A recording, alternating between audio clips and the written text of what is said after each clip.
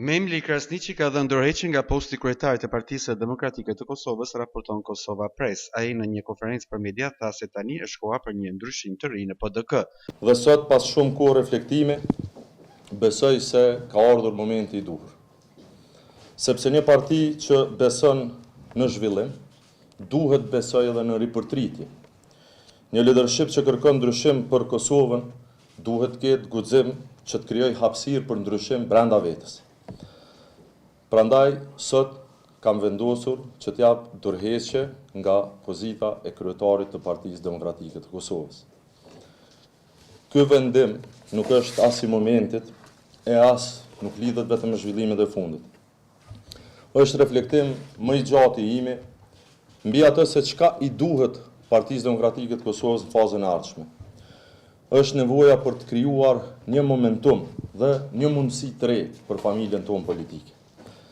Dhe si dikush që nuk ka pasur asnjëherë ambicie për të qenë kryeministër i vendit, në zgjedhjet e ardhshme unë konsideroj se kandidati ynë duhet të jetë edhe kryetari i partisë. Andaj këtë vendim e kam marrë me bindje të plotë si vendimin e duhur dhe në asnjë mënyrë se jam lodhur ose jam zhgënjur. Kryetari i dorëhequr i Partisë Demokratike të Kosovës, Memli Krasniqi, ka thënë se lëvizja e vendosje sërish do të dështojë të formojë qeverinë e re. Kërkesa ime ka qenë që ata të nesërmën ta ftojnë seancën, sepse sikur ta kishin ftuar nesërmën, sikur ta ftojnë nesër, si ta ftojnë me 19 kur kanë afotën e fundit, rezultati dihet, ka me dështu. Nuk ka asnjë mundësi me kriju një qeveri të re lëvizjave të vendosje. Dhe rrjedhimisht ne po shkojmë drejt zgjedhjeve. Sa më herët që të ishin mbajtur zgjedhjet kishme qenë më mirë, por kjo pastaj mbetet çështja e afateve kushtetuese. Nuk ka pasur kontakte, nuk ka pasur kërkesa, unë besoj që po dihet botërisht që ata e kanë marrë vetëm për me zvarrit kohë në funksion të balotazhit, me kriju një mjegull kinse e kemi një shans, por që realisht ata e dinë që s'kan asnjë shans me bë konjunktën kryeministër.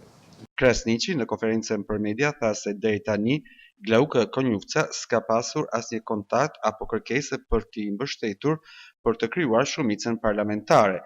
Unë këtu vazhdoj me qenë, edhe zyrët këtu i kam, edhe punën këtu e bëj, edhe angazhimin e kam me fitu zgjedhjet, edhe me hek Albin Kurtin për qeverisë. Kryetari i ri i PDK-s duhet të jetë Bedri Hamza, tha Memli Krasniqi pas dorëheqjes.